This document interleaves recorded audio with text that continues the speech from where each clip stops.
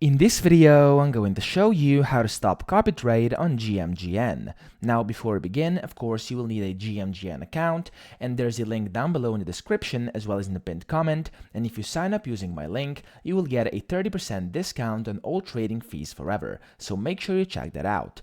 Now, from here, once you're inside gmgn, if you want to go to copy trades, and if you want to stop the copy trade, you want to go to copy trade up here, which is this tab in the middle.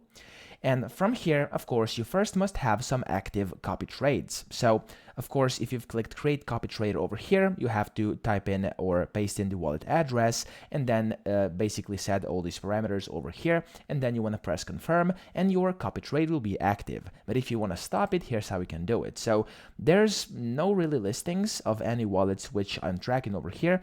So I mean trading from. And you want to click over here where it says copy trade. So click on this, and from here you will see which wallets you are tracking and basically copy trading. So after you've done this over here, you can click stop at the very right.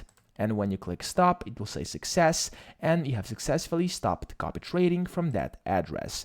Now, if you refresh this site over here, as you can see, it doesn't say it's active, and basically it's inactive right now, and you've stopped the copy trading. So I hope this video helped you out. If it did, please subscribe to the channel and help me out as well.